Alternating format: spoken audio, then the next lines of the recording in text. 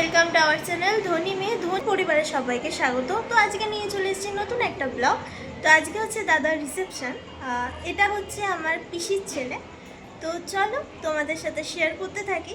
তো বিয়ের পর্ব তো তোমাদের সাথে শেয়ার করেছিলাম, গায়ে হলুদটাও শেয়ার করেছিলাম, কিন্তু কাল রাত্রির মানে বিয়ের পরের দিন যে রিচুয়ালগুলো থাকে আমাদের, লাইক বউ যখন এসছে সেগুলো তোমাদের সাথে আমি শেয়ার করতে পারিনি, আমি ছিলাম না। আর আজকেও তাই, আজ সকালে আমি ছিলাম না ভাত কাপড়ে। আর তো চলো এবার আস্তে আস্তে তোমরা পুরো ব্লগটা দেখতে থাকো স্কিপ না করে। তো চলো, তত্ত্ব এসে গেছে, তত্ত্বগুলো তোমরা দেখে নাও। তো এখানে সমস্ত রকম তত্ত্ব রাখা ছিল। ততক্ষণে কনে যাত্রীরাও সবাই চলে এসেছিল তত্ত্ব নিয়ে। তো পুরোটা তোমাদের ঘুরে আমি দেখিয়ে দিচ্ছি, কারণ এইভাবে তো দেখানো সম্ভব না। যতটা পেরেছি আমি তোমাদের সাথে শেয়ার করার চেষ্টা করেছি। এখানে খুব সুন্দর করে সাজানো হয়েছিল। এখানে চকলেট থেকে শুরু করে সমস্ত কিছু তত্ত্ব আনা হয়েছিল, মানে বাড়ির সবার জন্য। শাড়ি, তারপর তত্ত্বে যেহেতু আমাদের বাঙালি ঘরে যা যা আসে, শাড়ি, তারপর বউয়ের ব্যাগ, বউয়ের সমস্ত জিনিস, এগুলোই। তো তোমাদের সাথে কিছুটা আমি শেয়ার করে নিয়েছিলাম। আর আমার লুকটা কেমন লাগছে অবশ্যই জানিও। তোমাদের সাথে পুরোটাই শেয়ার করে নিয়েছিলাম, কারণ তখন কনে যাত্রীরাও ছিল, সেই মুহূর্তে বেশি তোমাদের সাথে শেয়ার করতে পারিনি। কিন্তু তত্ত্বগুলো সাজানো খুব সুন্দর হয়েছিল। তোমরা নিজেরাই দেখতে পাচ্ছ এখানে সমস্তটা মিষ্টি রাখা, মিষ্টি মিষ্টি দই। আর ওই সাইডটা পুরোটা রাখা ছিল। আর এই যে সবাই কনে যাত্রীরা, এরাও সবাই বসেছিলেন, আমার বৌদি পরিবারের সবাই। তো তোমরা তো তত্ত্ব দেখেই নিলে, এবার চলো নিচেটা ঘুরে দেখে আসি। আর এই মেকআপটা আমি নিজেই করেছিলাম, কারণ আমার বোন দিদিরা সবাই মেকআপ আর্টিস্ট হায়ার করেছিল, বাট আমি আমার মেকআপটা আর আমার মায়ের মেকআপটা আমিই করেছিলাম। কেমন লাগছে অবশ্যই জানিও। এই হচ্ছে মায়ের পুরোটা লুক। মায়ের হেয়ারটা আমি করিনি, মা শুধু হোস্টেল দিয়েছিল। আমি খালি মাকে মেকআপটা খালি করে দিয়েছিলাম, শাড়িটা মাই পরেছিল। আর আমার নিজের মেকআপ, শাড়ি, ওভারঅল আমি নিজেই পরেছিলাম। বিশেষ করে যখন অনুষ্ঠান থাকে তখন বরদিদি রেডি করিয়ে দেয়। প্রত্যেকবার তোমরা ব্লগে দেখেছো আমার দিদি আমাকে সাজায়, আমি লাইভেও আসি। এমনকি আমার মাসির ছেলের বিয়েতেও আমার দিদিই আমাকে সাজিয়েছিল, কিন্তু যেহেতু বাড়িতে বিয়ে, তার জন্য দিদি নিজে সাজবে না, আমাদের সব বোনেদের সাজাবে, মানে কতজনকে সাজাবে, তাই হয়ে ওঠেনি বলেই আমি আমারটা আর এবং আমার মায়েরটা পুরোটাই বিয়ে থেকে আমি নিজেই করেছি। আর এখানে দাদার বৌদি সবাইকে অ্যাটেন্ড করছিল, যেহেতু সব গেস্ট চলে এসেছিল ততক্ষণে। আর আমাদের বাড়িতে অনুষ্ঠান হলে আমাদের বাড়ি এমনি চারিদিকে পুরো ভরে থাকে, কারণ যেহেতু এ বাড়ি ও বাড়ি আর আমাদের একান্নবর্তী পরিবার, খুব হইচই হয় আর খুব মজাও হয়। কখনো মনে হয় না যে বাড়িটা একা বা ফাঁকা, কোনো দিন মনে হয় না। অনুষ্ঠান হওয়া মানেই বাড়িতে মানে বিশাল আনন্দ, বিশাল একটা হই হই ব্যাপার। যেখানে আমার দাদার রিসেপশান হয়েছিল, মানে যে ব্যাঙ্কোয়েটে হয়েছিল, সেটা আমাদের বাড়ির পাশেই।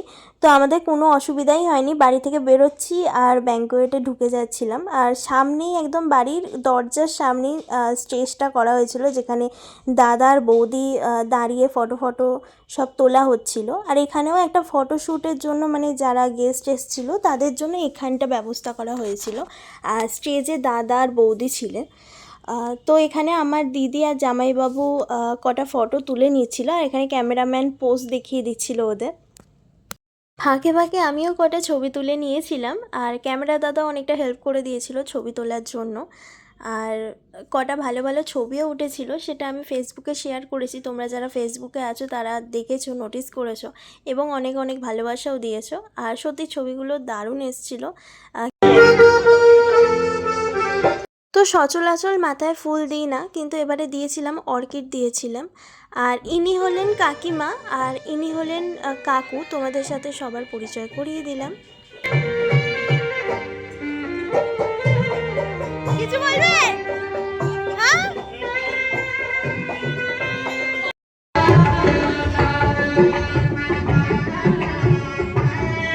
আর এই যে হলো আমার বাবা। আমার বাবা এতক্ষণের পর এন্ট্রি নিয়েছে। এখানে আমার বাবা সেই দিন ব্লেজার পরেছিল। আর ইনি হলেন আমাদের নিদবর, ছোট নিদবর। তো ওকে নিয়ে বাপি কিছু ছবি বা ফটো তুলে নিচ্ছিল।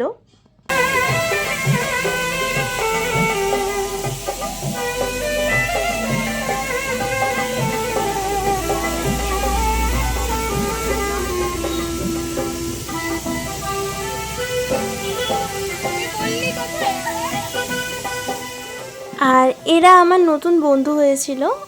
এরা ছিল কনে পক্ষ। তো ওদের সাথে পরিচয় হয়ে আমার খুব ভালো লেগেছিল, তো ব্লগে আমি ওদেরও অ্যাড করে নিয়েছি। তারপর সবার শেষে আমরা যত ননদিনীরা ছিলাম সবাই সিঙ্গেল সিঙ্গেল করে ছবি তুলে নিয়েছিলাম আর একটা গ্রুপে ফটো তুলেছিলাম। আর এখানে সবাই আমরা শাড়ি পরেছিলাম, খালি রিয়া মানে আমার পিসির মেয়ে বাদে ও খালি লেহেঙ্গা পরেছিল, বাদ বাকি আমরা সবাই শাড়ি পরেছিলাম। তো ইনি হলেন আমাদের বাড়ির ছোট বৌদি। তো অনিন্দিতা দি, প্রথমে বিয়ের আগে অনিন্দিতা দি বলতাম, যেহেতু এখন বিয়ে হয়ে গেছে তাই ছোট বৌদি। আর ছোট বৌদিও ব্লগ করে, তোমরা গিয়ে দেখতে পারো অনিন্দিতা কোলে। এফবিতে সার্চ করলে তোমরা অনেক ব্লগ দেখতে পারবে, বিশেষত শর্টস ভিডিওই ছাড়ে, তোমরা দেখতে পারো। এছাড়াও আমি লিঙ্ক দিয়ে দেবো মানে বিলোতে, তোমরা দেখে নিও, চেক করে নিও। তারপর আমার ফ্যামিলি মানে আমার মা, বাবা, বৌদি, দাদা, তো সবার একটা গ্রুপ ফটো তোলা হয়েছিল এখানে। আর আর এই হলো আমার প্রিয় বোনজি, আমার বড়দির মেয়ে। তো এখানে ওরা একটা ফ্যামিলি ফটো তুলে নিচ্ছিল, এখানে বৌদি, দাদা, তারপর সবাই ছিল। আর ইনি হলেন আমার জেঠিমা, আমার বড় জেঠিমা।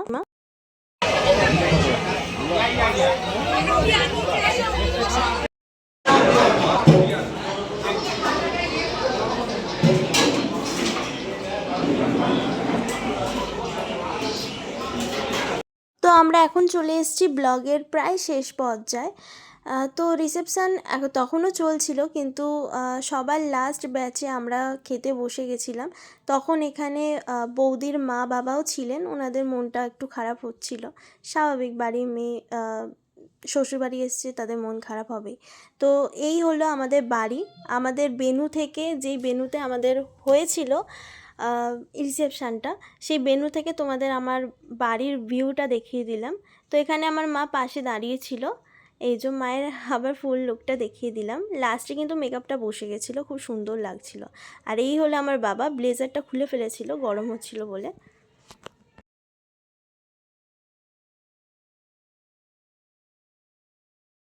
আর এই হলো আমার মেকআপ। তখন লাস্টের দিকে দেখবে আমার সাথে এটা হয়, আমার সাথে হয় বলে আমি জানি না আর কার সাথে হয়, কিন্তু আমার সাথে এটা হয়, আমি দেখেছি।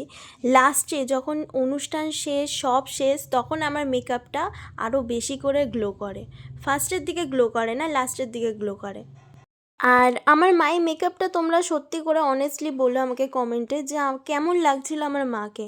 আমার মায়ের বক্তব্য ছিল যে আমার মায়ের মেকআপটা নাকি ভালো লাগছিল না, আমার মায়ের মেকআপটা নাকি বেশি সাদা হয়ে গেছিলো। আমার তো কোনো দিক থেকেই মনে হয়নি, মানে সব দিক থেকে ফলো করেই আমি করেছি, কিন্তু যতটা আমি মেকআপটা বুঝি, কিন্তু অতটাও আমার মাকে সাদা লাগছিল না।